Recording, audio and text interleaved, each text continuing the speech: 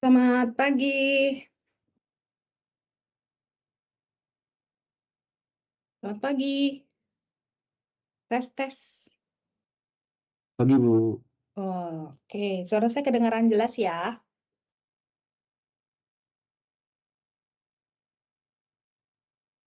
Halo? Jelas, Bu, jelas. Jelas, Bu. Oke, baik. Baru 15 orang yang hadir. Nggak apa-apa, kita langsung mulai aja ya.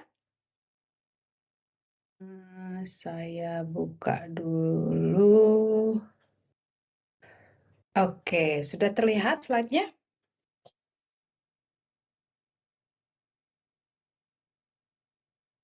Halo? Saya perlu konfirmasi nih, sudah terlihat jelas dan suara saya juga terdengar jelas? Sudah, Bu. Oke, baik. Ya, hari ini kita pertemuan terakhir ya sebelum asesmen tanggal 6. Jadi tadinya sudah dapat pengumumannya ya. Tadinya kan asesmen tanggal 30, jadinya ke tanggal 6. Hari apa itu? Senin ya, Senin. Jadi ditunda 1 minggu. eh, yang akan diujikan tinggal yang CLO terakhir ini ya. Oke, ya hari ini kita bicara dengan sebenarnya melanjutkan ya, sebelumnya kan Anda sudah diperkenalkan tentang apa aja Spark dan ini lebih detailnya ya.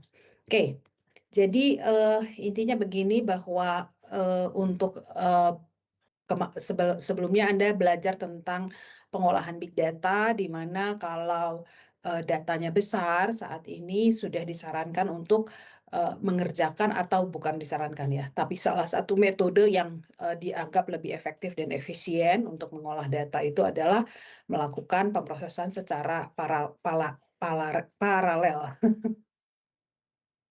Nah, jadi kalau kita melakukannya secara paralel, inginnya kan semua mesin itu bisa banyak sekali yang bisa diparalelkan gitu ya. Nah, jadi kalau sebagaimana kemarin di materi sebelum ini bicara tentang pemrosesan big data, maka kita salah satunya yang banyak sekarang dipakai itu adalah Apache Spark gitu yang biasanya built-in dibangun di atas klaster komputer yang menggunakan framework Apache Hadoop, maka orang menggunakannya dengan Apache Spark karena dia punya kelebihan-kelebihan tertentu ya.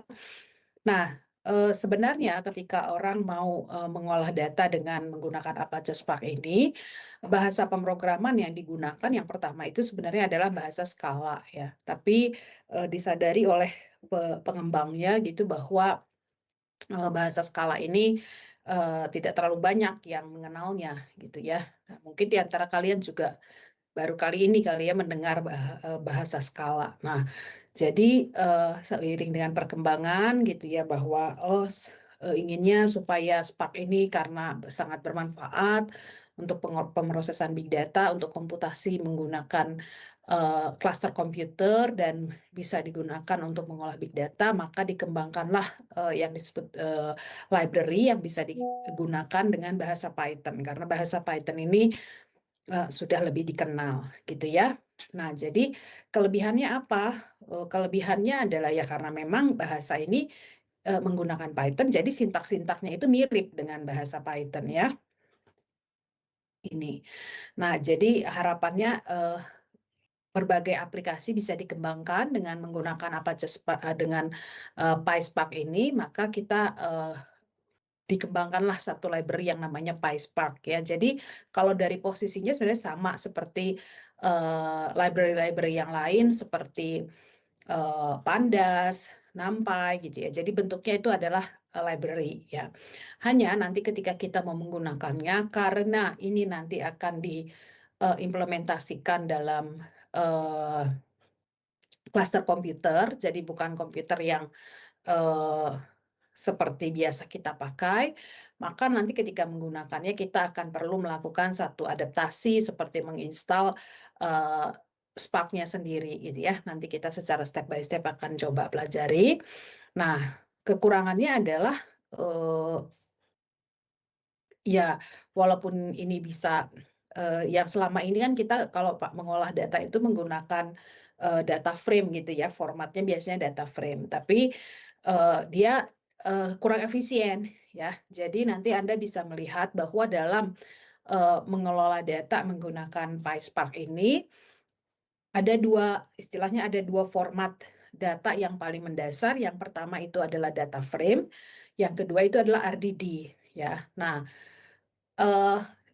biasanya kalau beneran datanya sudah sangat besar dan eh, sulit gitu ya bukan sulit, eh, datanya sangat besar dan kita ingin kontrol yang lebih mumpuni untuk mengolah data yang besar itu, orang akan lebih senang menggunakan RDD ini dibandingkan dengan data frame karena ya ini tadi ya, dia kurang efisien dalam pemrosesan paralel. Bisa nggak? Bisa, tetapi kurang efisien saja. Nah, itu jadi akhirnya nanti orang biasanya menggunakan RDD.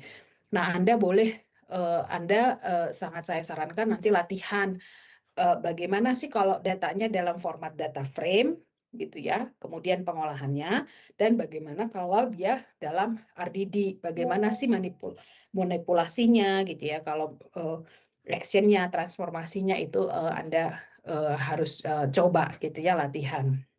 Oke. Nah, kemudian ada satu yang juga sudah dikembangkan supaya PySpark ini bisa berkomunikasi dengan Scala Spark, yaitu yang disebut dengan Py4G ya. Jadi ini nanti harus selalu kita yakini ketika kita mengembangkan aplikasi ini. Kalau kita menggunakan bahasa Python, maka kita akan mengimpor library PySpark dan juga menginstalkan Py4G-nya. Tujuannya apa? Sekali lagi untuk bisa mengkomunikasikan antara bahasa Python dengan bahasa Scala tadi ya, Scala Spark maksudnya ya. Jadi itu yang perlu dilakukan. Nah, kita langsung ke teknisnya saja. Jadi ketika Anda mau menggunakan uh, PySpark gitu, nah ini saya menggunakannya di Google Colab.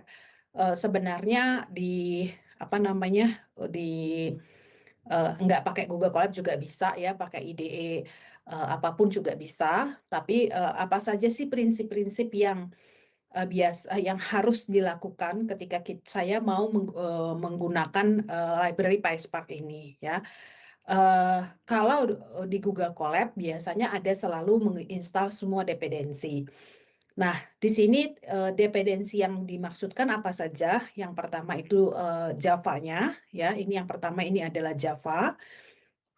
Kemudian sumber atau katakanlah kernel Spark-nya sendiri, ini kita bisa download dari sumbernya. Kemudian ada Find Spark-nya. Jadi seperti tools untuk mencari path di mana si kernel Spark ini sudah terinstall ya. Jadi dependensinya itu sebenarnya hanya dua, yaitu Java dan kernel Spark-nya sendiri. Nah, seandainya Anda tidak menggunakannya di Google Colab, maka kalau Anda sudah menginstalkan Java, mungkin langkah ini bisa diabaikan ya. Anda cukup menginstalkan saja kernel Spark-nya, kemudian setup di environment setting-nya, path dari Anda mengekstrak file Spark ini ya. Jadi agak bedanya kalau yang wah, ada kejadian apa sebentar ya.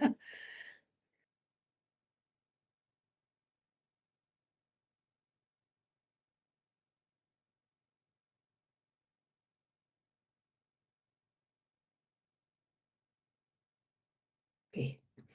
Ya, jadi kira-kira kembali ke sini ya. Jadi intinya adalah ketika saya mau mengimportkan atau katakanlah menggunakan library PySpark-nya, ya mau tidak mau kernel Spark-nya harus ada gitu ya. Nah, itu bisa dilakukan kalau di komputer Anda harus install dulu Spark-nya, kemudian setup environment setting-nya. Jadi path di Spark-nya harus jelas gitu ya. Sebenarnya kalau Anda install itu kan path-nya itu biasanya sudah ketahuan gitu ada di mana ya. Nah, itu yang perlu Anda pastikan. Kemudian, nah ini ya, jadi Java-nya dan Spark-nya. Nah, kalau di Google Colab biasanya kalau Google Colab kan kita seperti setiap kali kita buka notebook baru kita harus install lagi. Jadi setiap kali ya kelemahannya kalau kita mau pakai Google Colab dan menggunakan notebook baru ini harus selalu kita install lagi gitu ya. Kita install Java-nya, kita setup Java Home-nya dan Spark Home-nya ya. Nah, kira-kira itu yang harus dilakukan dulu ketika kita mau menggunakan library PySpark. Nah, kalau sudah biasanya kita melakukan pengujian apakah instalasinya berhasil secara lokal. Lokal di sini maksudnya karena menggunakan Google Colab ya. Tapi sekali lagi kalaupun Anda tidak menggunakan Google Colab, Anda juga harus pastikan bahwa dia sudah berhasil untuk menjalankan secara lokal gitu ya. Nah, ini hanya untuk mengimport untuk mencari path ini gitu ya. Dia kayak mencari path ini ada di mana sih gitu ya secara otomatis. Nah, kemudian ini juga satu hal yang paling penting ketika kita mau menggunakan library PySpark ini. Kita harus punya satu yang disebut dengan Spark Session ya. Nah, caranya bagaimana? Caranya kita dengan melakukan ini ya, mengimport PySpark.sql import Spark Session, lalu kita lakukan seperti sebuah variabel gitu, objek yang namanya Spark, atau ini variabel ini boleh Anda namain apa aja sih, boleh SP, boleh Spark sendiri, boleh SS, boleh apapun lah gitu ya nama variabel ini. Yang penting yang dijalankan sebenarnya perintah ini. Ini adalah seperti kita membuat Spark Session-nya sendiri. Nah, dengan Spark Session ini kita seperti menjalankan kernel Spark-nya sehingga sehingga ketika nanti perintah-perintah atau sintak-sintak yang kita ketikkan itu sudah sesuai dengan lingkungan Spark gitu ya. Nah, jadi intinya adalah 3 langkah ini adalah kita sedang men-setup lingkungan PySpark di dalam IDE kita gitu ya untuk ngoding kita ya. Nah, yang dilakukan perintahnya ini adalah Spark Session.builder.master. Nah, master ini secara umum pakainya lokal dengan tanda bintang ini artinya maksudnya Spark Session ini akan dijalankan dengan menggunakan semua Java virtual machine yang ada di komputer kita. Ya, jadi misalnya komputer Anda 8 core, maka dia akan melakukan secara paralel nanti kalau ada job yang kalau ada program sudah jadi, aplikasi sudah dijalankan, maka dia akan menggunakan ke-8 core kita, mesin Java virtual machine yang ada di komputer kita.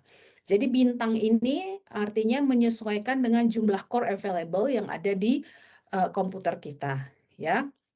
Nah, terkadang kalau nanti mengerjakannya, ini kan sekali lagi ya, ini digunakan untuk data yang besar yang biasanya diimplementasikan dalam cluster komputer. Nah, misalnya kalau dalam cluster komputer itu biasanya akan ada yang disebut satu komputer sebagai master atau sebagai koordinator dari komputer-komputer lainnya. Nah, itu biasanya punya istilahnya URI sendiri gitu ya, URL sendiri. Nah, itu akan disesuaikan biasanya kalau bukan sedang menjalankan beneran job Spark, mengolah data yang besar dan menggunakan cluster komputer, maka ini akan disesuaikan dengan alamat atau nama komputer yang dijadikan master. Nah, kali ini ya yang paling sederhana kita pakai saja dulu lokal dengan menggunakan Java Virtual Machine sebanyak mungkin yang available dalam komputer kita. Jadi caranya dengan menggunakan nama lokal dalam kurung bintang gitu ya. Kemudian ada get or create ya. Nah, ini artinya kita sedang men-setup lingkungan PySpark-nya. Nah, kalau ini sudah jalan, barulah kita bisa menjalankan perintah-perintah seperti yang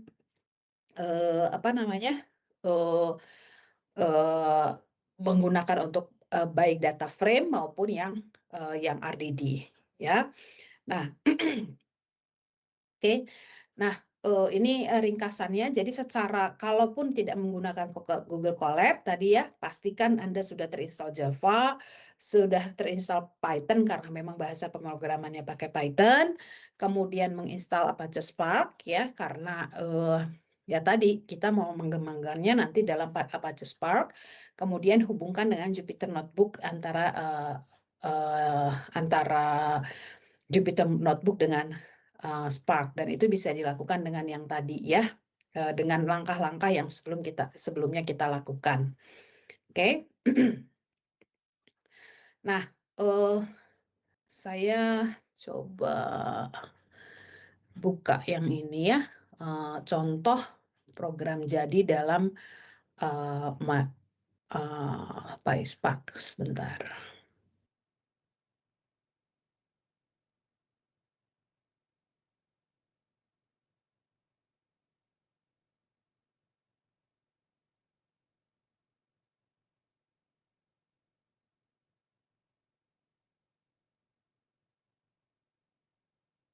Oke, ini Anda sudah lihat? Sudah kelihatan?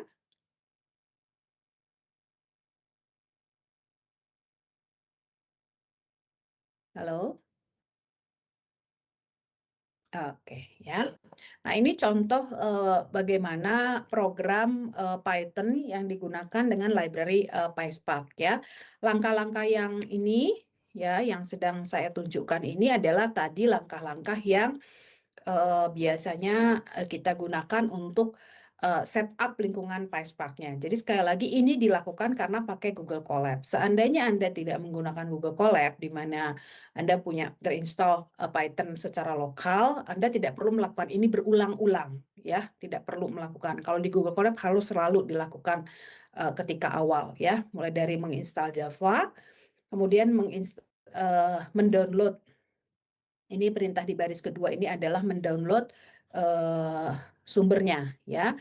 Nah, jadi tolong diperhatikan, ya. Ini sumbernya ini adalah URL-nya adalah ini ya, US Apache org distributed Spark. Nah, di sini tuh ada versi Spark min2.4.1 Spark 2.4.1 bin Hadoop sekian gitu ya, Hadoop dan TGZ. Sorry. Nah, tolong diperhatikan bahwa Spark ini adalah open source dan dia selalu berkembang, ya. Setahu saya kalau tidak salah sekarang itu Spark itu sudah berkembang sampai versi 3 gitu ya, atau ya atau lebih gitu. Versi 4-nya mungkin masih dikembangkan. Nah, jadi kalaupun misalnya Anda mendownload ini, tolong dipastikan bahwa linknya itu memang masih hidup ya. Kadang-kadang kayak begini ini, Spark ini mungkin udah obsolete, jadi Anda harus sesuaikan dengan versi Spark-nya ya. Nah, jadi biasanya kalau misalnya versi Spark-nya adalah 3.5.2, ya Anda sesuaikan saja Spark min3.5.2, atau Anda copy saja dari URL source-nya. Jadi Anda bisa pergi ke URL ini ya, https uss apache.org.distribution Spark. Nah, kemudian Anda lihat versi Spark terbarunya, Anda klik, kemudian nanti tinggal di copy saja linknya gitu ya. Nah, kemudian nanti yang di ekstrak, yang kalau sudah berhasil di download, yang diekstrak itu adalah sesuai dengan versi yang ada di sini ya, yang ada di sini ya. Nah, ini kenapa Apache Spark versi sekian bin Hadoop sekian, itu karena memang Spark itu biasanya diinstal di atas cluster Hadoop. Jadi kalau saya punya cluster komputer, biasanya cluster komputernya saya instalkan dulu Hadoop-nya. Tujuannya apa? Karena Hadoop ini adalah framework yang paling saat inilah ya, yang saya ketahui untuk paling stabil untuk mengkoordinir gitu ya, atau menjalankan cluster komputer. Nah, makanya dia selalu pakai bin Hadoop ini, artinya maksudnya Spark yang sudah bekerja sama dengan cluster Hadoop gitu. Jadi nanti ketika saya menjalankan program-program yang saya buat gitu dengan PySpark ini, maka dia bisa dijalankan di cluster Hadoop yang menjalankan mesin Spark gitu ya, kernel Spark, kira-kira seperti itu ya. Nah, ini tadi langkah yang ini juga sudah saya lakukan, sudah saya jelaskan, dan untuk ininya setup-nya ya ini. Dan ini sekali lagi sama. Alamat di sini pun tolong diperhatikan sesuai dengan lokasi install Java Anda. Dan ini juga kontennya sesuai dengan tadi tipe Spark yang diinstalkan. Ya. Nah, kemudian ini untuk menjalankan tadi ya testing instalasinya, kemudian sampai membuat objek Spark-nya. Ya. Nah, kalau ini berarti dia bilang congrats, your collab is ready to run PySpark ya. Itu untuk ininya. Nah, ini adalah contoh bagaimana kita codingan-codingan menggunakan PySpark ya. Kalau ini perintah ini adalah perintah standar untuk upload files ya. Kemudian ini perintah ini juga hanya untuk listing daftar yang ada di drive kita gitu ya. Di sini ada dia ls gitu ya untuk mengetahui ada file apa saja. Nah, ternyata dia bilang ada file bostonhousing.csv, sampel data, dan seterusnya. Jadi, sebagaimana Anda melakukan dalam perintah-perintah Linux, itu bisa juga digunakan di sini ya.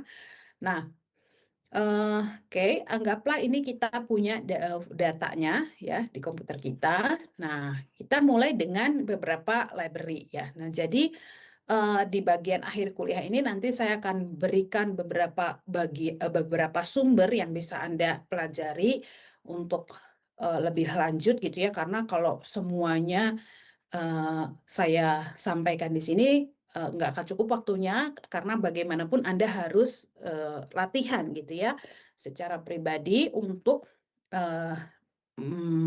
mendalami atau mengembangkan kemampuan coding Anda ya. Nah, ini contohnya perintahnya. Jadi karena ini mau buat regresi linier ya, regresi linier sebagaimana di machine learning ya. Nah, Anda lihat di sini library-nya juga untuk mengimport library-nya sintaknya pada prinsipnya sama ya. Misalnya ini from pyspark.ml feature import vector assembler ya. Nah, ini bagaimanapun ya kembali sama kan seperti kemarin kita belajar dengan library-nya Python gitu ya. Ya Anda harus tahu gitu kalau mau buat regresi linier, kalau saya nggak mau build from dari kita sendiri from the scratch, maka kita harus tahu gitu ya library ini. Jadi itu yang perlu Anda pelajari nanti, cari tahu di sumber-sumber yang nanti saya sampaikan. Ya, di situ banyak sekali, Anda bisa coba-coba satu persatu untuk mengenali sebenarnya bagaimana sih cara bikin coding dengan menggunakan library PySpark ini ya. Secara prinsipil menurut saya tidak terlalu banyak yang berbeda, karena sekali lagi bahasa pemrogramannya tetap Python gitu, dan Anda lihat ya ini from PySpark import apa gitu. Nah, ini sesuai persis lah mirip dengan Python. Jadi Anda yang perlu tahu tuh mempelajari ininya ya. Jadi khususnya kalau di data science ini yang paling banyak kita perlukan itu adalah PySpark.ml ini ya, library PySpark.ml. ML ini adalah machine learning ya. Nah, jadi kalau di sini PySpark.mpl.feature sebenarnya Anda sudah bisa menduga dari namanya. Oh, ini untuk pre-processing karena dia untuk misalnya mengatur fitur-fitur ya. Dan ini adalah fitur vector assembler. Ini adalah fitur untuk melakukan pre-processing atau membuat value dari data kita menjadi vektor-vektor yang siap diinputkan ke algoritma regresi linier ya.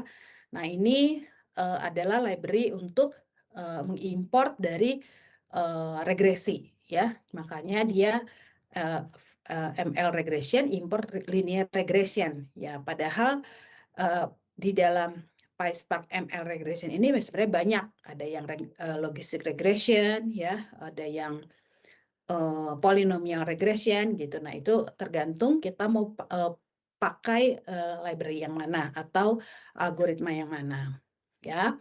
Nah, kemudian cara membaca data, ya, agak beda sedikit dengan perintahnya di Python. Kalau data di sini kita misalnya mau ngeload data yang mau kita punya, gitu ya. Misalnya tadi kan saya sudah punya data yang namanya bostonhousing.csv, ya.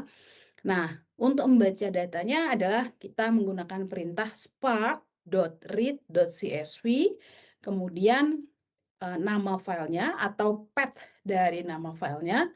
Kemudian biasanya kita menggunakan inverse schema sama dengan true dan header sama dengan true. Maksudnya apa? Di sini adalah kita pengen mirip lah sama opsi yang ada di data frame. Saya pengen tahu data ini ada skemanya seperti apa, dan tolong ditampilkan juga nama-nama fiturnya, ya, nama-nama dari kolomnya, ya. Kemudian untuk ngeprintnya, kita pengen lihat kita bisa sudah punya variabel dataset, kemudian dataset.print.schema, print schema. Ya, hasilnya seperti ini. Dari sini kita tahu, oh, berarti ini ada variabelnya atau fiturnya, ada yang namanya CRIM, ZN, Indus, CHAS, NOX, RM, H, dan seterusnya. Di mana tipe-tipe value dari kolom tersebut adalah double, kemudian dia juga bisa nilainya null, ya, karena di sini adalah nullable true, ya. Jadi kira-kira kalau dari sini saja kita bisa membaca, oh, ada sekitar 3, 6, 9, 10, 11, 12, 13, ada 14 variabel atau 14 kolom. Di mana hampir semua ini ya, bukan enggak, ada integer ya. Di sini yang CRIM, ZN, Indus itu double.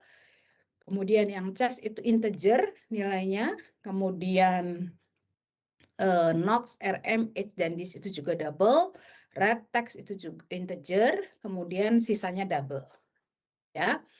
Nah, kemudian langkah berikutnya contoh di sini adalah saya ingin melakukan istilahnya transformasi, ya. Jadi ini kalau yang seperti ini datanya itu masih seperti data tabel yang kita punyai selama ini dengan format tabel biasa, ya. Ini format tabel biasa, belum ke data frame ataupun ke RDD, ya. Jadi perintah-perintahnya masih mirip sekali dengan yang biasa. Nah, misalnya di sini saya pengennya dibuat, ya, dia bilang ini input all the features in one vector column, ya, dalam satu kolom. Jadi nanti tujuannya adalah tadi melakukan pra-processing, ya. Nah, di mana dia bilang ada variabel baru namanya assembler, vektor assembler, input kolomnya adalah ini, ya, Anda lihat. Dan karena ini mau regresi linier dan harus ada yang menjadi labelnya, maka dia definisikan output kolomnya adalah attributes, ya. Sorry, bukan output kolomnya, bukan labelnya, ya. Ini semua dijadikan satu kolom, ya, dari yang tadinya 14. Ini dia pilih, ya, mungkin, ya. 1, 2, 3, 4, 5, 6, 7, 8, 9, 10, 11, 12, 13, ya. Nah, ini ini dijadikan satu kolom, yaitu namanya kolom attributes. Jadi digabungkan dari 13 menjadi satu kolom atribut, ya. Kemudian baru dia definisikan di sini ada yang namanya matv sebagai labelnya, ya, diambil dari sini juga. Makanya yang ini disebut atribut, yang ini disebut label, ya. Jadi nanti hasilnya adalah di sini dilakukan data show, gitu, ya. Ini masih pre-processing. Nah, sehingga saya cuma punya 2 kolom nanti, yaitu kolom atribut dan kolom labelnya matv di sini, ya. Kenapa dibuat seperti itu? Karena saya pengen ini jadi satu format yang mudah untuk diinputkan ke algoritma ini tadi, regresi linier, ya. Oke. Nah, kemudian yang berikutnya adalah Anda lihat di sini training testing, ya. Perintah-perintahnya tidak terlalu berbeda, ya. Kalau Anda mungkin ingat di yang tidak PySpark biasanya ada train data, X data, Y data, kemudian sorry, X train, Y train gitu ya, kemudian X test, Y test gitu, baru di random split di sini di kanannya, ya. Biasanya di sini ada kurung siku gitu ya untuk 4 kolom, yaitu X train, Y train, X test, dan Y test, biasanya gitu ya. Nah, kalau ini agak berbeda, dia hanya minta train data dan test data, kemudian finalize data dot random split. Nah, ini kita biasanya hanya menggunakan salah satu saja, satu angka. Kalau ini dia definisikan dua-duanya, 0,8 dan 0,2. Kalau di sini 0,7 berarti pasangannya 0,3. Intinya adalah bahwa jumlahnya harus satu, ya. Nah, kemudian dia mau melakukan regresi. Nah, inputannya memang hanya fitur call, features call, attributes, sama label column-nya, ya, Medvi ini. Nah, makanya tadi dia dibuat semua 13 kolom lain itu dijadikan satu kolom, yaitu kolom atribut seperti yang didefinisikan di sini, ya. Nah, dan labelnya adalah Medvi, ya. Nah, ini yang menjadi inputan. Nah, kemudian untuk melakukan trainingnya tinggal dipanggil, yaitu karena ini tadi objeknya disebut regresor, ya.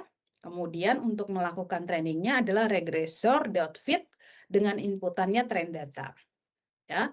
Sedangkan untuk prediksinya atau katakanlah penggunaan atau melakukan evaluasinya, kita tinggal melakukan evaluate, ya, regresor evaluate, tapi inputannya adalah test data, ya. Kemudian kita bisa tampilkan prediction show dan halnya seperti ini, ya. Jadi kita melihat dari data testing yang 20% dari data tadi, saya bisa lihat, oh, ini objek pertama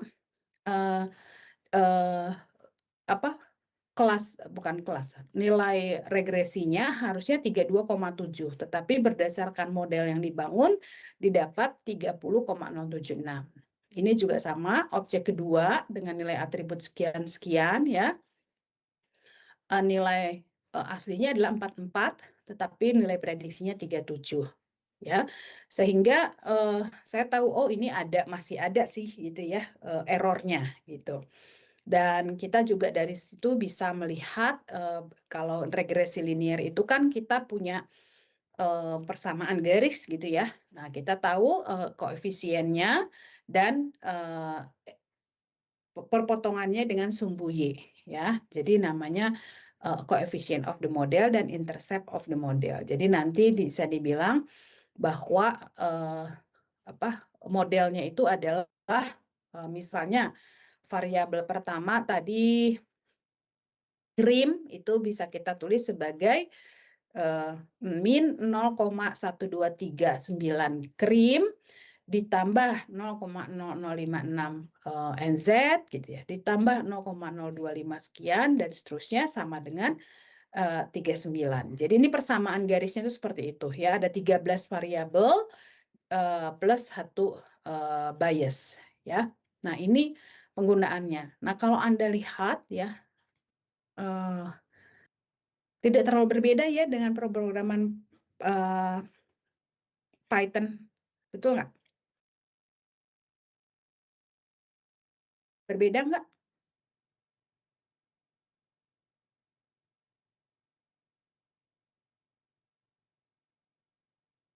Halo? Berbeda nggak? Nggak berbeda jauh ya? Tes, tes. Halo?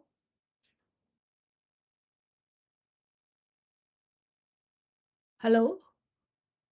Ini masih ada orang nggak? Iya, Bu. Ya, kira-kira gimana nih? Berbeda jauh nggak?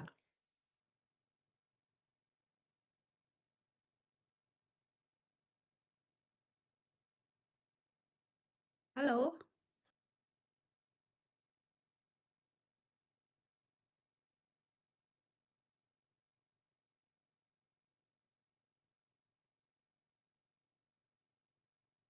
Bisa diikuti nggak sejauh ini?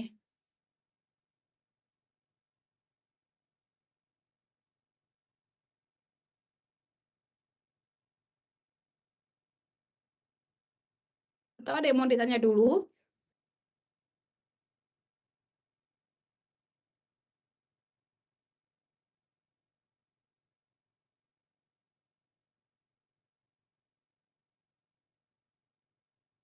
Halo, ini saya bingung nih kalau udah diem aja nih kelas nih.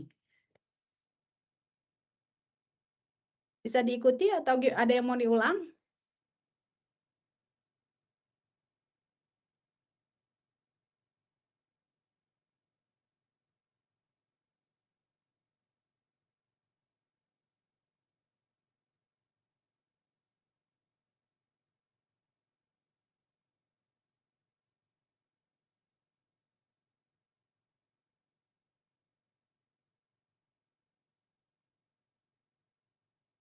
Belum ada? Belum ada. Saya lanjut dulu nih.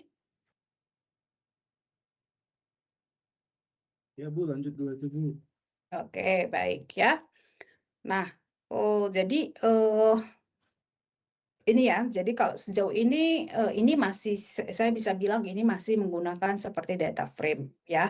Jadi untuk evaluasinya pun Anda cukup melakukan dengan mengimport library evaluation ya, kemudian memanggil perintah regression evaluator dengan inputan ini cukup mandatory ya.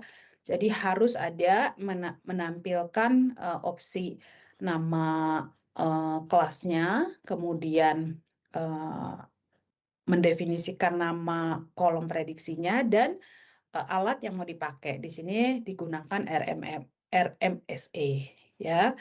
Nah, ini sisanya tinggal ngeprint saja ya, tapi dilakukan dulu untuk melakukan evaluasinya itu adalah eval.evaluate pred.prediction, kemudian kita print ya. Kalau untuk ngeprintnya rasanya perintahnya tidak terlalu berbeda. Nah, ini dia menampilkan juga alat-alat evaluasi yang lain, yaitu dengan MSE, ya, dengan cara memanggil eval.evaluate. Nah, tapi dia prediction-nya dengan MSE. Jadi eval.metric name-nya agak berbeda, ya. Kalau tidak ada opsi apa-apa, dia secara standar dengan akan mengeluarkan RMSE sesuai dengan perintah di sini. Ya, tapi kalau mau yang lain harus dikasih tahu lagi matrix name-nya. Jadi ini ada MSE, ada MAE, dan ada R kuadrat, ya, R square istilahnya. Ya, sehingga dikasih tahu, oh ini ternyata RMSE-nya masih 4,703, MSE-nya 22,118, MAE 3,457, dan R square-nya adalah 0,738. Oke. Nah, dalam kelas ini pasti masih targetnya adalah Anda bisa dulu ngodingnya saja, bukan mencari nilai yang paling optimalnya. Masih itu, ya. Oke, saya lanjut dulu ya. Kembali ke slide.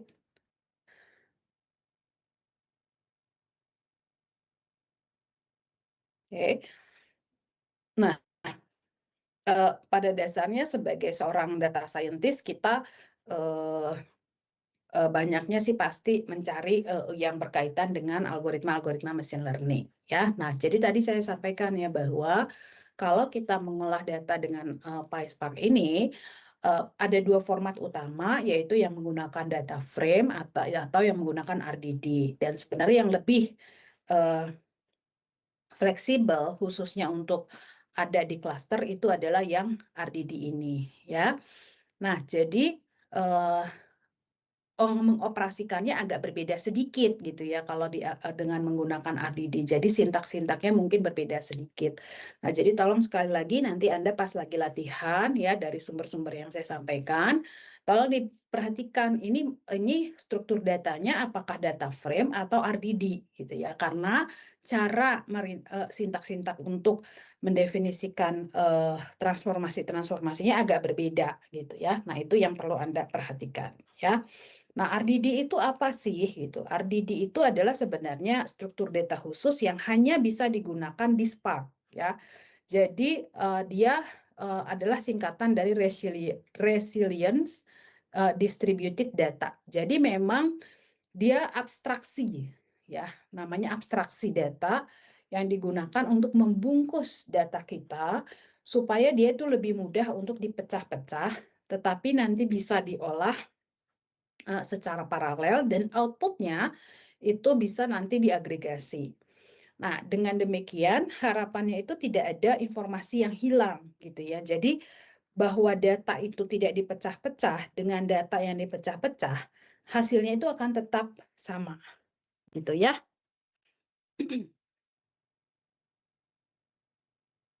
Oke. Nah, sebentar saya perlu ke toilet ya. Izin.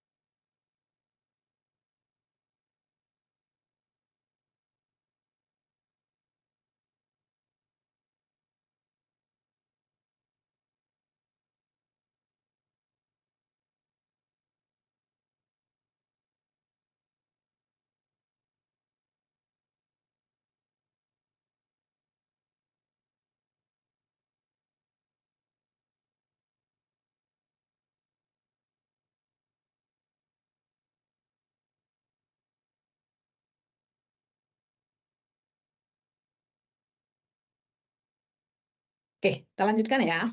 Nah, jadi sekali lagi bahwa ini RDD ini adalah struktur data yang hanya digunakan bisa di Spark dan karena memang dia distributed, dia jadinya sekali lagi bisa punya partisi logika, logical partition ya. Nah, jadi ketika nanti dia disebar gitu datanya dalam node-node komputer, itu sekali lagi datanya bisa tetap diproses, diagregasi, hasilnya akan sama walaupun datanya tidak dipecah-pecah. Nah, ada satu sifat yang berbeda dengan data lainnya, baik data frame ataupun ya mungkin data-data lainnya, struktur data lainnya, yaitu adalah yang disebut dengan immutable. Ya, jadi immutable ini artinya si data ini nggak bisa ditimpa nilainya. Ya, jadi tidak bisa berubah nilainya. Jadi kalau kita sudah mendefinisikan misalnya variabel X sama dengan 5, maka kalau diiterasi pun dalam misalnya kita masukkan dalam logika proses for I dari 1 sampai 10 gitu ya. Kemudian X sama dengan X plus 1 itu nggak akan bisa jalan karena dia sifatnya immutable. Jadi kalau kita sudah definisikan X itu nilainya 5, dia akan tetap menyimpan variabel X itu 5. Jadi kalau kita mau melakukan iterasi, biasanya kita melakukan, ya jadi bahwa kalau misalnya di sini ada X sama dengan 5, maka di iterasi berikutnya harus kita beri nama yang baru gitu ya. X1 itu adalah misalnya X plus 1 gitu ya.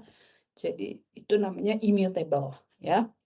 Jadi memang data ini, nah itu kenapa dibuat seperti itu Spark, struktur data Spark ini, karena ini berkaitan dengan manajemen pengelolaan data untuk data yang besar ya. Jadi next-nya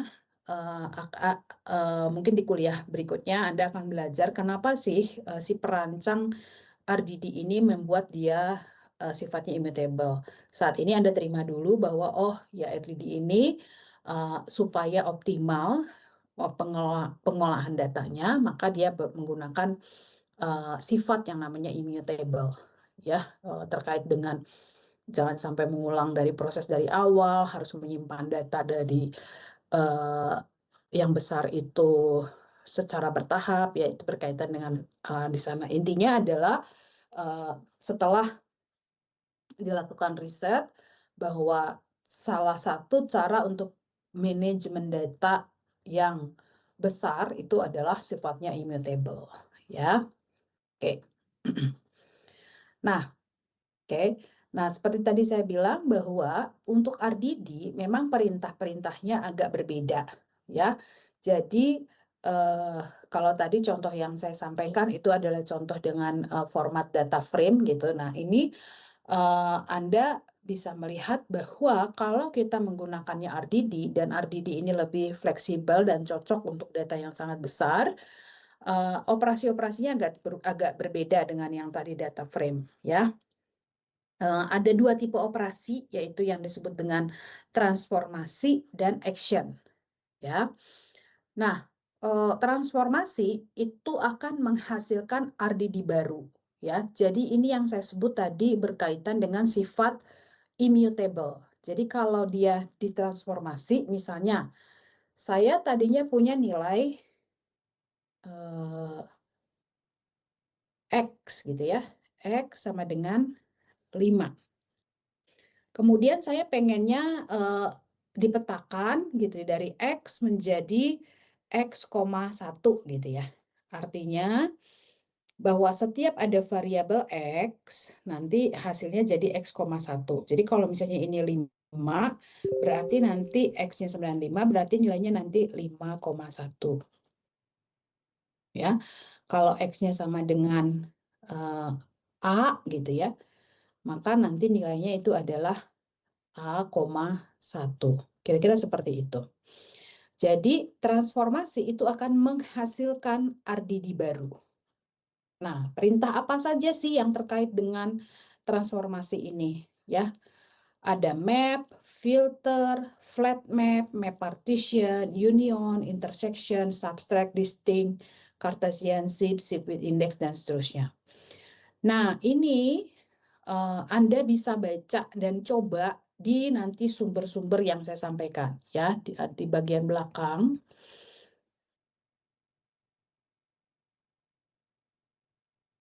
Ini cukup lengkap ya di referensi ini. Ini referensi utama yang kita pakai ya. Kemudian ini juga banyak sekali contoh-contoh yang paling dasar. Jadi misalnya kayak map itu perintahnya seperti apa. Walaupun nanti saya akan review juga sebentar ya. Ini. Jadi Anda harus mencoba ini supaya Anda bisa ngodingnya.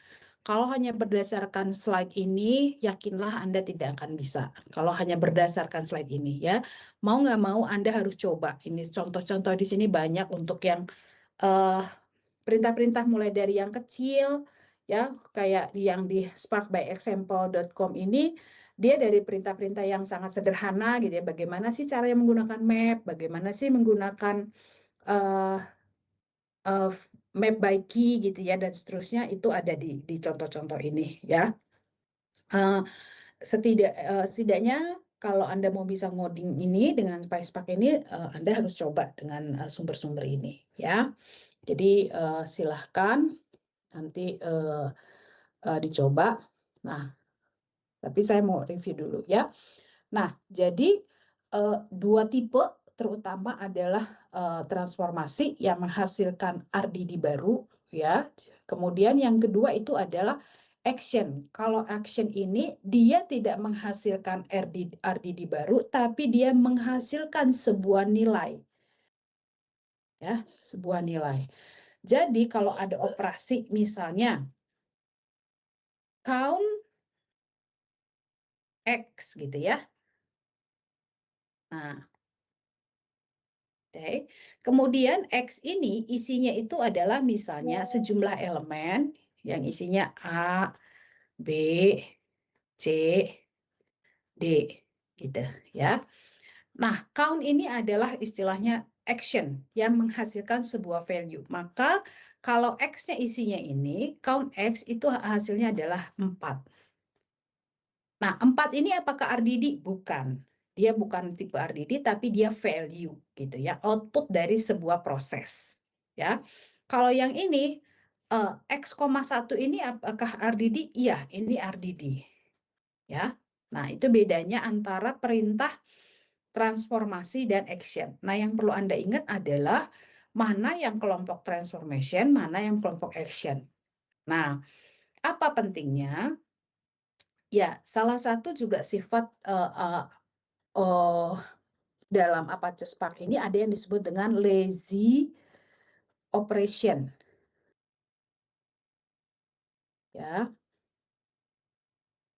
Nah, lazy operation itu bilang apa sih gitu? Lazy operation itu bilang bahwa kalau saya nanti punya sejumlah perintah, kalau rangkaian program saya itu perintah-perintahnya adalah rangkaian perintah yang terdiri dari transformasi, misalnya map, habis di map di flat map gitu ya. Nah, itu semua hanya akan direkam oleh si Spark-nya, tapi belum akan dieksekusi.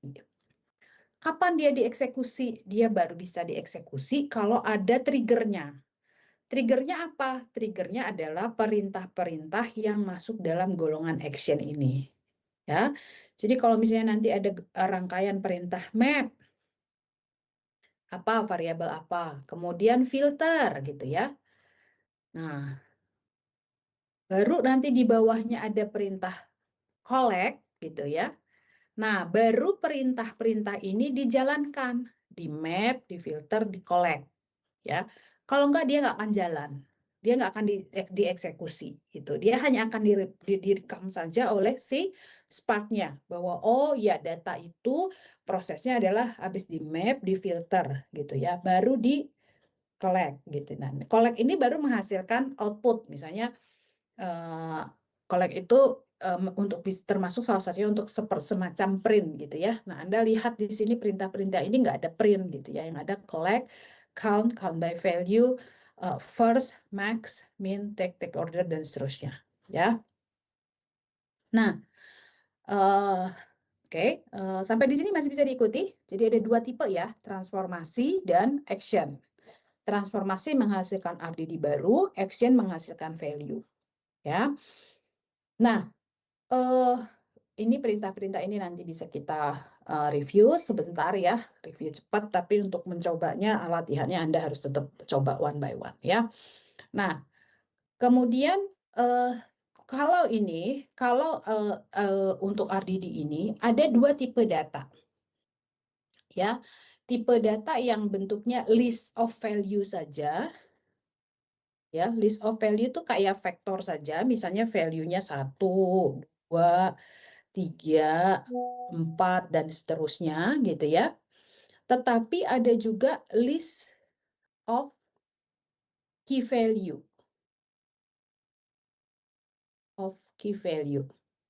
Ya. Nah, itu seperti apa bentuknya? Saya hapus dulu ya. Oke. Key value itu bentuknya seperti ini. Jadi kalau saya punya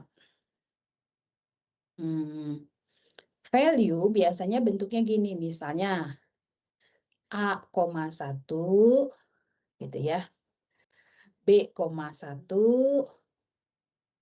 ya, kemudian apalagi misalnya C,2 ya, jadi pasangan, jadi kayak tuple gitu ya.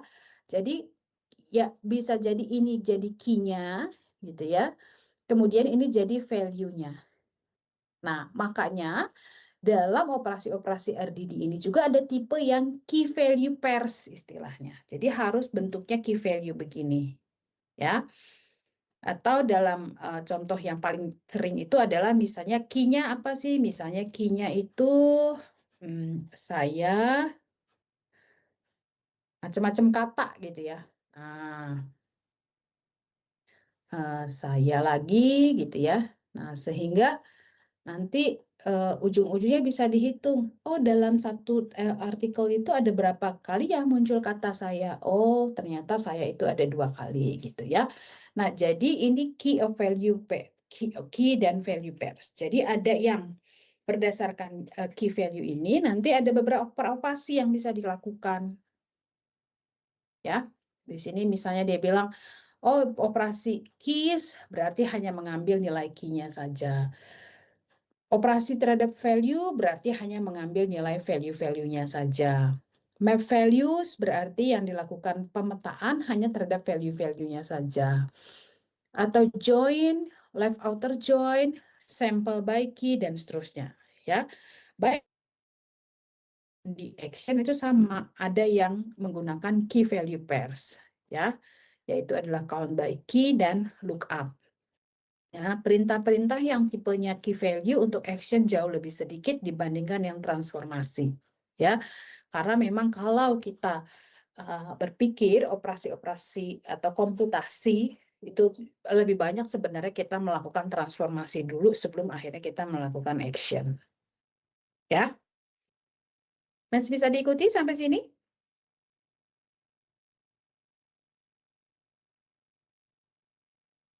Halo? Oke, baik. Ya, nah ini contoh-contohnya ya. Jadi nanti Anda bisa baca, oh kira-kira seperti ini ya perintahnya map. Dia bilang, takes a function as input and applies it to each element in the source RDD to create new RDD. Ya, jadi kalau map, misalnya saya bilang gini, map X menjadi apa? Misalnya saya bilang X plus 2. Gitu ya. Jadi map itu seperti ini persis. Nah, X-nya apa? 1, 2, 3, 4 gitu ya, misalnya begitu.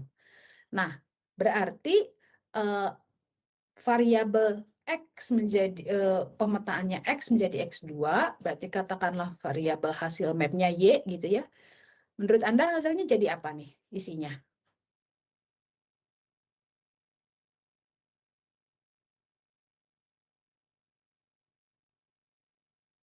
Hasilnya jadi apa kira-kira? Ada yang bisa tebak nggak?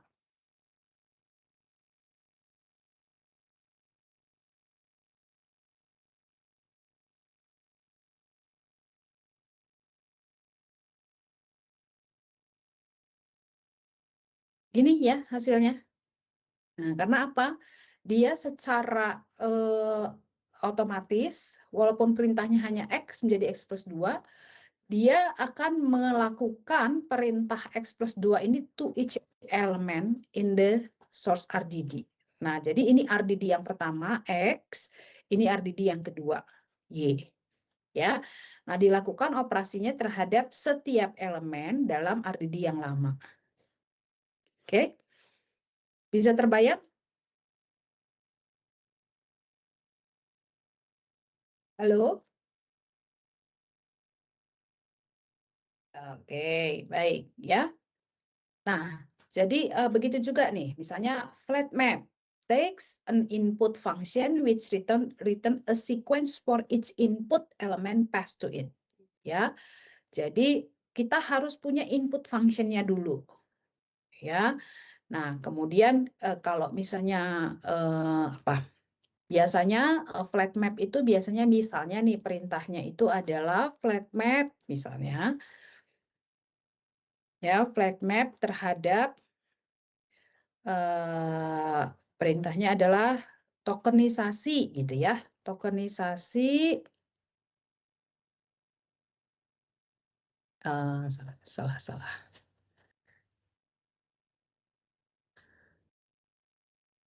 Ya, flat map dari misalnya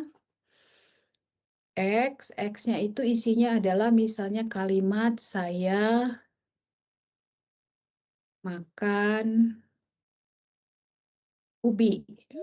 Nah, oke. Nah, nanti kalau misalnya saya flat map X gitu ya. Flat map X. Oke. Nah, nanti hasilnya jadi apa? Jadi sejumlah vektor yang isinya saya makan, koma, ubi. Ya. Nah, jadi yang tadinya satu kalimat menjadi satu kata. Ya, kira-kira seperti itu. Nah, sekali lagi Anda bisa coba-coba untuk setiap perintah ini di sumber yang saya share di belakang gitu. Ya, jadi saya sarankan untuk Anda pahami map itu apa, flat map itu apa, intersection itu apa, ya filter itu apa, union itu untuk apa, structure dan seterusnya. Kalau dari namanya sebenarnya nggak dari nol banget sih, ya kayak misalnya subtract, oh berarti ada pengurangan nih gitu ya. Nah, ternyata definisinya itu adalah inputannya RDD dan memberikan outputannya adalah new RDD yang berisi elemen-elemen yang ada di source tapi tidak ada di input ya. Nah, berarti kalau begini ada pengurangan, ada 2 RDD gitu ya. Nah, ini jadi nanti Anda lihat di buku itu banyak sekali contoh-contohnya, Anda bisa coba-coba ya untuk memahami setiap perintah karena perintahnya lumayan ya. Ada map, flat map, filter, union, dan ada juga ini ya distinct, Cartesian, zip ya. Di sini dia bilang return new RDD yang berisi elemen-elemen yang berbeda dari source-nya. Ini ada melakukan Cartesian product ya. Kemudian ini outputnya adalah pasangan ya. Jadi dari elemen pertama dan elemen kedua terus nanti dipasang-pasangkan. Jadi kayak operasi cosine gitu ya. Kemudian ada zip with index, group by dan seterusnya ya. Jadi sekali lagi tolong dicoba.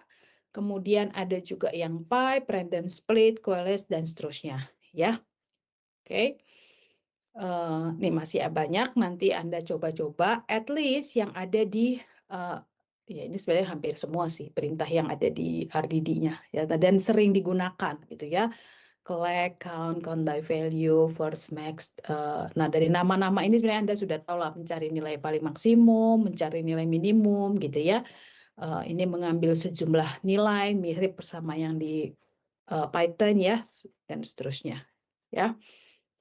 Oke, nah jadi saya kenapa berani mengatakan itu karena Anda sudah punya bekal Python. Jadi ada sejumlah perintah yang sebenarnya outputnya itu udah mirip sama Python gitu. Jadi Anda tinggal adjusting beberapa supaya paham secara detail ya. Nah, Kemudian ada satu perintah juga yang agak istimewa dengan RDD ini adalah hasil akhir, ya. Hasil akhirnya kita harus selalu simpan kalau kita mau simpan sebagai output gitu ya. Jadi dari setelah program dijalankan, kita harus kalau memang outputnya ingin kita simpan, kita bisa simpan menjadi 3 bentuk file, ya. Ada yang benar-benar text file saja.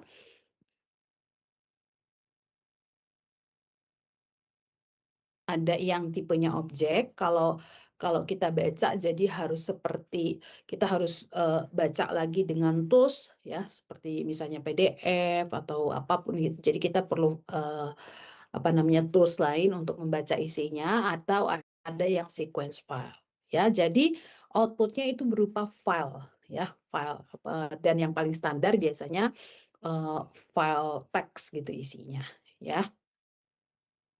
Nah, ini contohnya ya untuk RDD. Oke. Eh, oke. Misalnya untuk membuat RDD pertama kali dari data biasa. Ya, sebenarnya perintahnya cukup sederhana. Kalau saya punya data seperti ini, misalnya saya punya, nah ini bentuknya kayak key value ya. Ada kata Java, ada value-nya.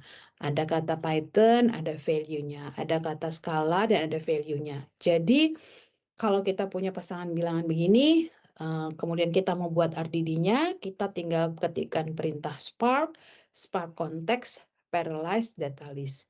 Jadi kalau sekali lagi ketika Anda sedang kerja gitu ya, perhatikan ini data saya sedang disimpan dalam bentuk format apa? Apakah data frame atau RDD? Ya, operasinya akan berbeda dan keleluasaannya juga akan berbeda. Ya, sebentar.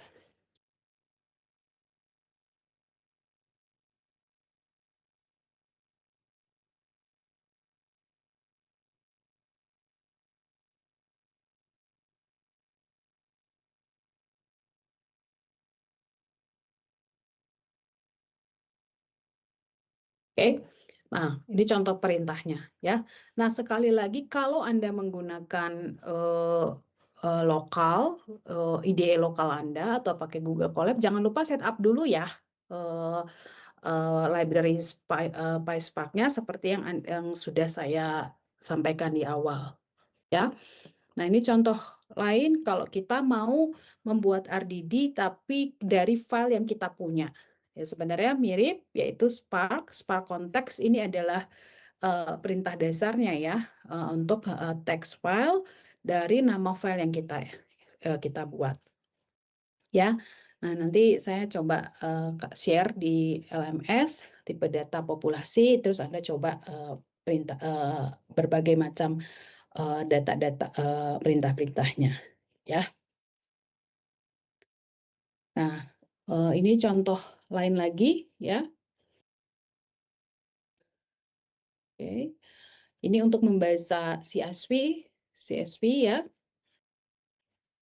Ini Anda bisa misalnya tadi ini baca nama filenya adalah datacam-ecommerce.csv. Kemudian saya pengen lihat nih contohnya ya. Nah, kalau ini masih dalam data frame ya, nggak ada RDD-nya karena saya hanya masih baca, kemudian saya lihat apa namanya nama kolom-kolomnya ya. Nah, ini kenapa saya pakai escape garis miring, karena memang di data aslinya di CSV ini disimpannya pakai itu ya, CSV-nya. Jadi ternyata ada nama kolom namanya invoice, top code, description, quantity, invoice date, dan seterusnya. Kemudian contoh 5 value-nya seperti ini. Ya. Nah, termasuk Anda juga bisa ya mengubah data dari struktur data frame ke RDD atau sebaliknya. Jadi in case nih, ketika pertama kali Anda mau eksplorasi data, oh ya udah saya pakai data frame dulu, boleh ya gitu. Jadi dari situ kita bisa melihat, biasanya kan kalau data frame itu lebih mudah ya, kita ngelihatnya dalam bentuk tabel. Saya jadi tahu ini ada kolom apa aja gitu ya. Nah, baru nanti kita bisa kepikir untuk memanipulasi datanya gitu. Nah, jadi ada juga perintah untuk mengubah data frame menjadi RDD atau sebaliknya gitu ya. Jadi dari RDD ke data frame biasanya itu sih digunakan untuk tadi ya memudahkan dalam mengeksplorasi data, karena kalau data frame itu bentuknya masih ke tabel gitu ya. Jadi masih mudah lah untuk melihatnya ya. Ini contoh-contoh lain ya. Ini untuk misalnya menghitung jumlah objek. Ini untuk kalau yang ini masih data frame ya, kita bisa pakai select, distinct, count gitu ya, dan seterusnya. Nah, ini udah. Nah, kalau udah ada group by, ya perintah-perintah yang kayak gini biasanya ini sudah menggunakan RDD ya. Jadi misalnya saya punya data, kemudian saya bentuk dulu RDD-nya, kan tadi udah ada ya perintah di sini ya. Nah, kemudian saya pakai group by country, yang ini count distinct, kemudian show. Nah, ini biasanya sudah pakai RDD. Ya, jadi sekali lagi Anda tolong dibedakan. Jadi nanti yang menjadi cirinya itu Anda tahu ini perintah maksudnya RDD atau data frame. Kalau perintah-perintah data frame biasanya dia mirip banget sama perintah-perintah yang ada di Python, sedangkan kalau yang di RDD ya seperti list yang ada di awal sini. Ya, nah itu yang berbedanya. Lagi ya. Nah, ini contoh lain ya. Spark SQL ya, ini mau mengeksplorasi untuk tanggalnya, datanya, kemudian minimum date-nya, frekuensi belanjanya berdasarkan misalnya customer ID, terus ada kapan aja dia belanja dan berapa frekuensinya. Ya, jadi perintahnya itu hampir mirip kayak SQL ya untuk eksekusinya. Oke, ini contoh lain untuk yang standarisasi mirip kayak yang di awal ya. Kalau yang tadi di awal itu vector assemblernya jadi one column. Nah, kalau ini yang jadi standar scalar ya. Anda lihat mirip ya ininya. Input kolomnya kemudian ditransformasi dengan standar scalar. Ya. Inputnya apa, kemudian di feed-nya dan output-nya. Nah, ini contoh untuk K-means. Ya. Nah, sama perintah-perintahnya juga seperti ini, dan saya mau kasih contoh juga yang contoh-contoh RDD ya, sebentar.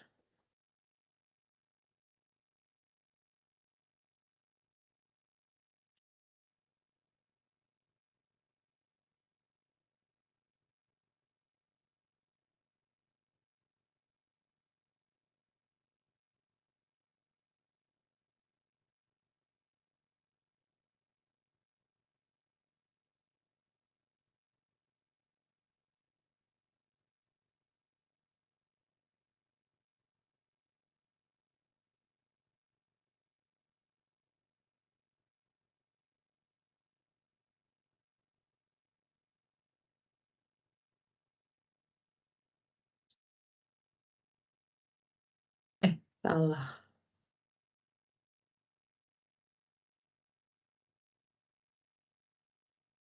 Stop sharing.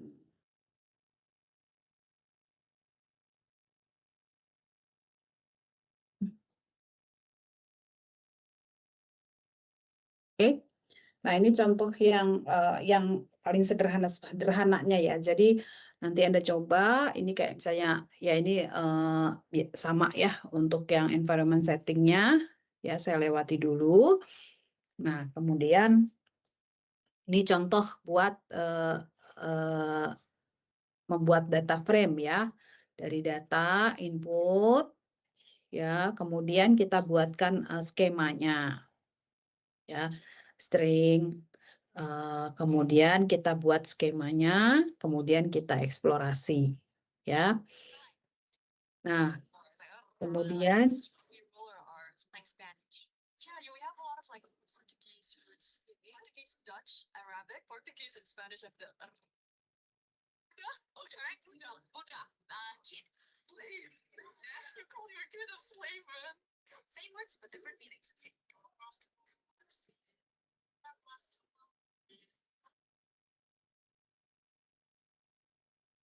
Oke. Nah, ini contoh ya.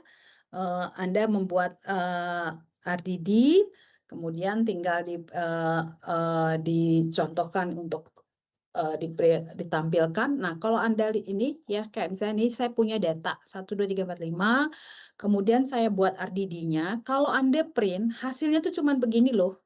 Nih. Ya. Ini print. Tapi kalau Anda perintahnya collect, baru dia bisa menghasilkan nilai. Ya, jadi kalau di print hasilnya hanya lihat nih Anda, parallel collection RDD. Ya. Nah, dengan demikian saya hanya tahu bahwa oh itu ada RDD dan isinya adalah ini gitu, ya. Nggak akan kelihatan value di dalamnya. Ya, nah itu kelemahan ya bukan kelemahan ya, kalau perintahnya tergantung kita mau lihat apa, ya. Nah, tapi beda ketika kita melibatkan perintah collect, ya. Nih, caranya adalah saya juga punya nih Spark Context Parallelize. Ini tujuannya membuat RDD dari variabel yang isinya dari vektor yang isinya ini 1 2 3 4 5. Kemudian saya filter. Filternya adalah nah ini ya. Jadi kalau dalam filter itu kita juga tetap harus mendefinisikan fungsinya, yaitu X yang lebih besar dari 2. Jadi kalau dengan mengetikkan perintah rdd.filter lambda X, jadi di mana X-nya lebih besar dari 2, itu dia akan pilih yaitu yang nilainya lebih besar dari 2. Ya. Nah, untuk menunjukkan hasilnya, saya harus melakukan rdd filter, yaitu variabel ini, dan saya collect. Ya, nah baru dia mengeluarkan 3 4 5. Seandainya saya tidak menggunakan perintah collect ini, maka yang keluar dari perintah ini adalah tipenya kayak gini lagi, parallel collection gitu ya. Dia nggak akan menghasilkan value-nya, tapi dia hanya akan menghasilkan parallel collection RDD-nya saja. Gitu ya. Ini contoh lain lagi. Sebentar.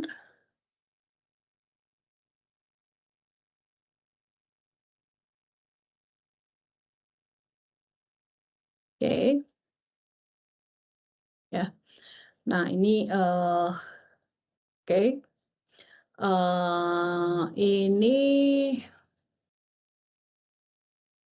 sama ya. Ini untuk movie lens study case ya. Di atas ini sama untuk Spark session-nya. Oh ya, ini saya mau tunjukin nih. Nah, ini contoh yang tadi ya. Saya pakainya versi 312 karena waktu saya ngerjain ini pakainya ya begitu gitu ya. Ada versinya versi yang 31,2. Yang sebelumnya itu versinya, nah ini 354 bin Hadoop ya. Nah itu sekali lagi tolong diingat tergantung ininya ya, versi Spark yang Anda pakai.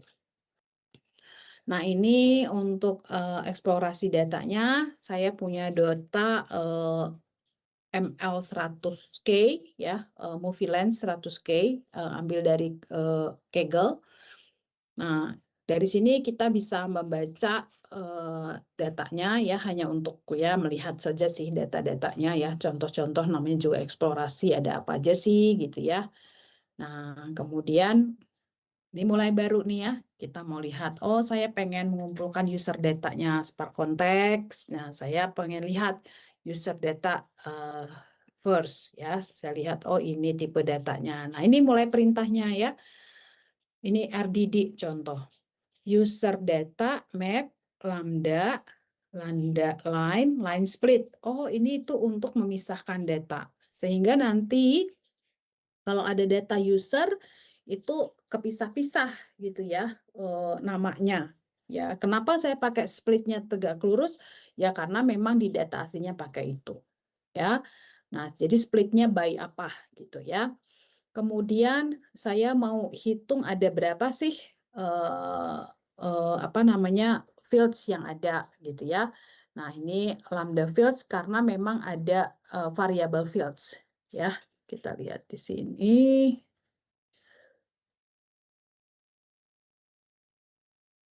Oke. Kemudian ini contoh lain lagi lambda fields 2. Jadi saya ngambil elemen ke 0, 1, 2 gitu ya. Nah, cari yang distingnya. Nah, ini contoh-contoh perintah menggunakan RDD ya. Kalau ini sudah menggunakan RDD. Ya. Nah, banyak usernya berapa, gendernya berapa, pekerjaan berapa, dan kode posnya di sini. Ya, nah ini contoh-contoh menggunakan RDD. Perintah menggunakan RDD. Nah, ini juga sama untuk data age-nya. Saya ngambil nilai kolom age, kemudian saya jadikan integer untuk semua nilainya, baru saya collect. Nah, sehingga nanti bisa dibuat histogramnya berdasarkan age-nya dengan bin 20. Ya. Mana lagi contohnya? Nah, ini contoh membuat jenis pekerjaan ya. Nah, ini count by occupation, user field, map, lambda fields-nya ini ya, dan seterusnya. Ini ada fields-nya dipetakan nih, map, lambda fields yang ketiga. Jadi nanti di kolom itu ada elemen ketiga, nah itu yang diambil ya. Nah, dipetakan menjadi 1. Kemudian kita reduce by key. Reduce by key-nya artinya kalau ada key, setiap key yang sama saya jumlahkan.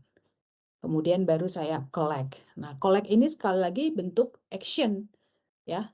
Sehingga perintah pemetaan lambda fields jadi 3,1, kemudian direduksi setiap key yang sama dijumlahkan, baru akan dilakukan atau dieksekusi karena ini tipenya action ya. Jadi yang map dan reduce by key itu adalah perintah yang tipenya transformasi ya.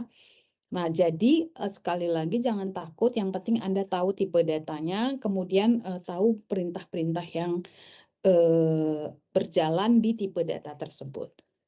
Ya. Nah, ini untuk manipulasi saja count by occupation ya, untuk setiap elemen dari C0 dan C1-nya. Ini untuk membuat histogramnya. Ini contoh lain lagi. Nah, untuk ini movie data ya. Jadi ini contoh-contoh perintah untuk RDD ya. Tipe-tipenya kayak gini.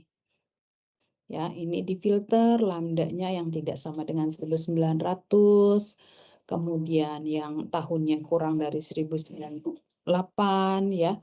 Kemudian ambil value-nya saja ya. Nah, ini Anda bisa perhatikan, ini contoh-contohnya ya. Dan akhirnya nanti diperintahkan sampai ke bawah ini.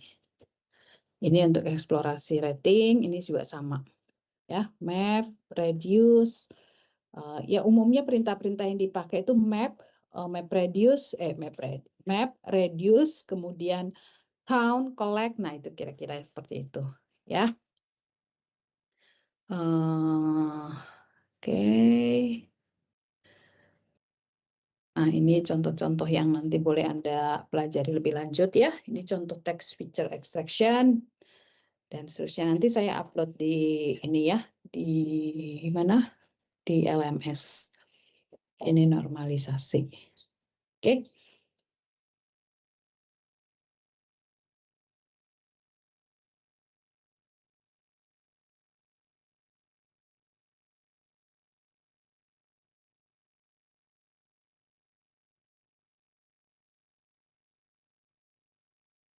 Nah, jadi oke, nah ini contoh juga untuk K-means, dan yang kami sarankan untuk Anda boleh ya melakukan coba dengan RDD maupun data frame untuk data-data misalnya dari user machine learning maupun yang dari dasar-dasar, dan itu semua bisa Anda gunakan semaksimal mungkin contoh-contoh yang ada di sini ya.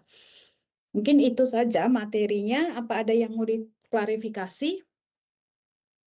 Jadi untuk 2 minggu yang lalu ya saya pikir kita bisa memanfaatkannya dengan melakukan ini ya eksplorasi ya asinkronus. Saya anggap kuliah asinkronus saja karena memang sudah tidak ada lagi waktu untuk menggantikannya ya. Ini udah minggu terakhir untuk kuliah. Tapi kalau Anda sudah mencoba terus masih ada yang mau ditanyakan, monggo ya ditanyakan selama sebelum ujian. Ujiannya nanti tanggal 6 jam 8 pagi kalau nggak salah ya di KU3. KU3 itu di Tokong Nanas ya. Materinya ya PySpark ini. Oke.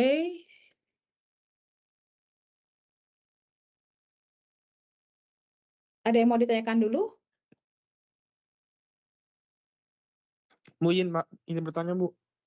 Ya, Untuk ulangannya itu berarti apakah ada kayak yang coding-codingnya gitu Bu? Atau hanya pilihan Iya. ganda dan lain-lain? Ada. Di pilihan gandanya juga ada coding. Oke, makasih Bu. Iya, kuliahnya kan kuliah ngoding.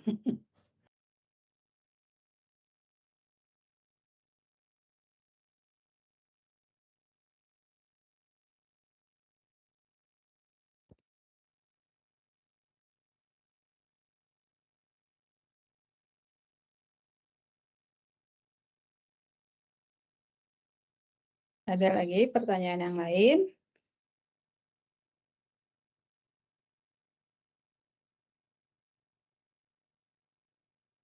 Asesmen ini asesmen 3, asesmen 4 ya? Asesmen 4 kan ya? Yang ini aja, yang terakhir aja. Coba bentar saya lihat lagi.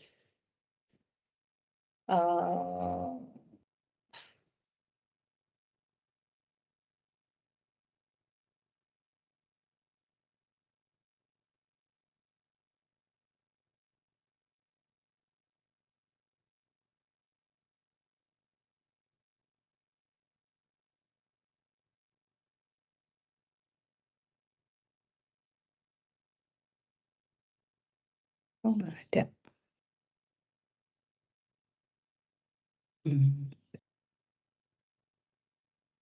Oh, sebentar.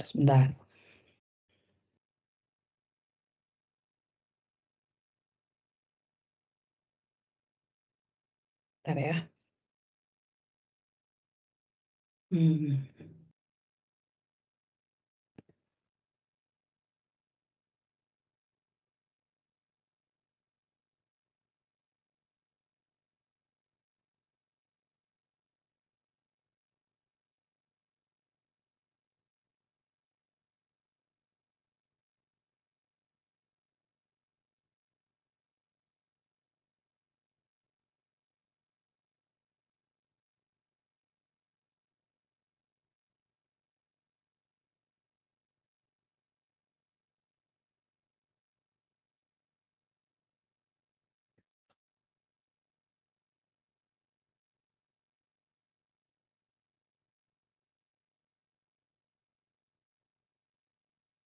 Oh ya, ini udah kelihatan kan ya? Ini kan asesmen 3 ya. Asesmen 3 CLO 10.3. CLO 10.3 itu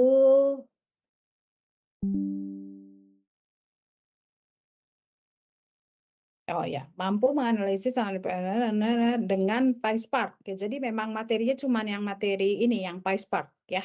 Jadi yang terakhir lah, materi terakhir kita pelajari gitu ya. Iya, yang untuk yang sebelumnya kan udah ya, Anda udah ngoding yang klasifikasi clustering dengan Python, kemudian dengan ini ya.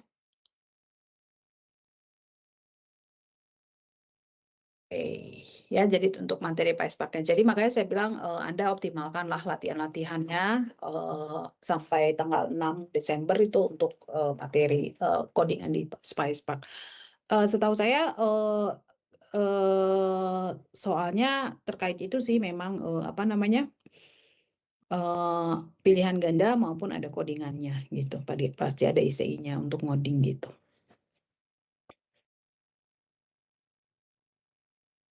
Ada lagi yang mau ditanyakan?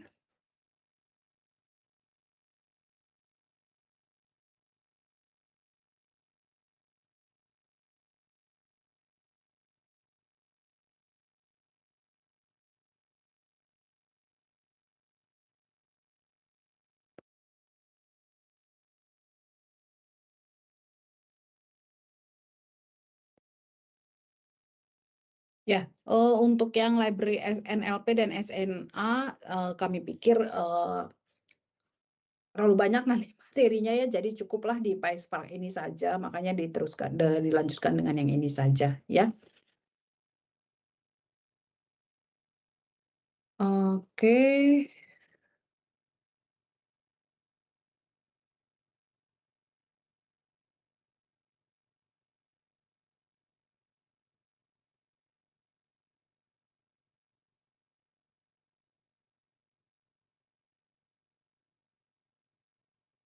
Ya, saya presensi ya. Muhammad Karof Ardewa Barus ada? Hadir, Bu. Hadir. Abid? Hadir. Hadir. Avatar? Hadir, Bu. Avatar? Hadir. Tesalonika?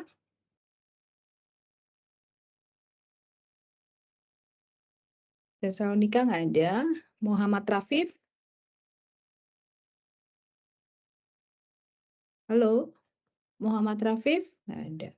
Fadli? Hadir, Bu. Hadir. Amalia? Hadir, Bu. Hadir. Muhammad Fatir?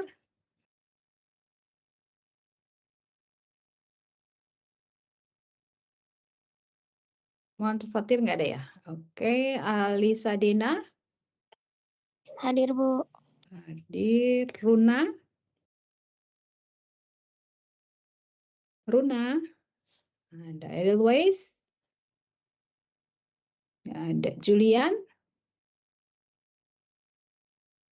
Julian? Nggak ada. Ariel? Ariel Saradila? Nggak ada. Taufikur Rohman? Hadir, Bu. Hadir. Anissa Az-Zahra? Anissa ada? Nggak ada? Nggak ada. Rudi Firdaus? Ahmad Muzaki? Luluil? Hadir, Bu. Hadir. Muhammad Zikra? Hadir, Bu. Hadir. Dwi Bagus Rian? Stefani Maria? Hadir, Bu. Hadir. Rifa? Hadir, Bu. Hadir. Eliezer Saron?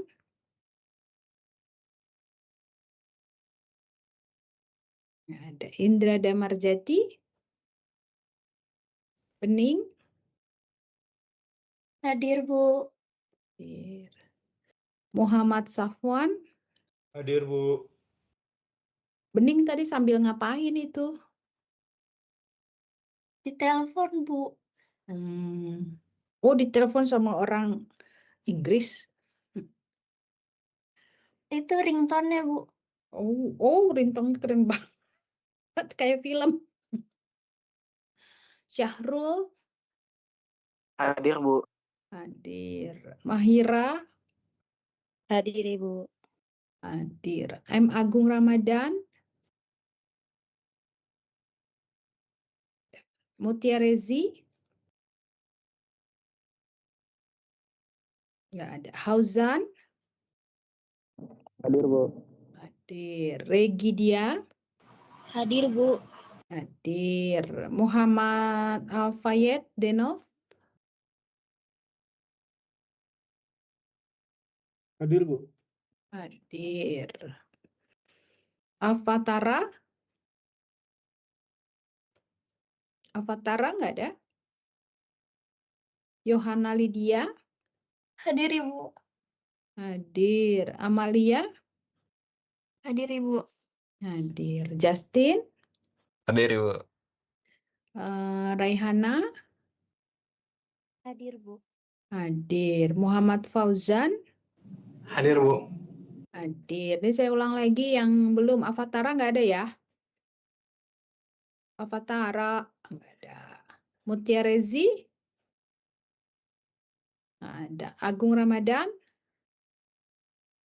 nggak ada. Eliezer, Sharon, Huta Barat. Dwi Bagus, nggak ada. Ahmad Muzaki, nggak ada. Rudi Firdaus,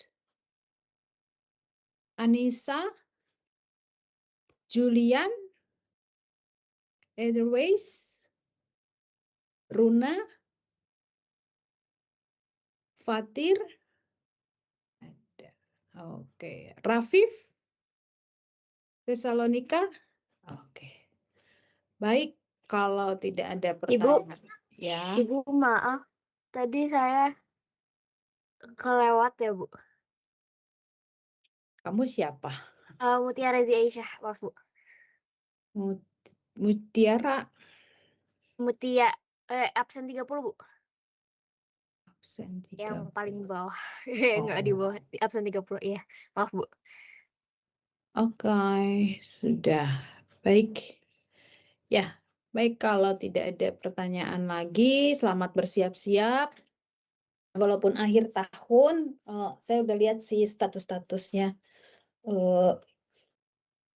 Kakak-kakak yang nggak pulang karena ujian itu adalah saya. Ya, intinya kita sama-sama ya. Kami semua juga sama-sama nggak tahun baruan.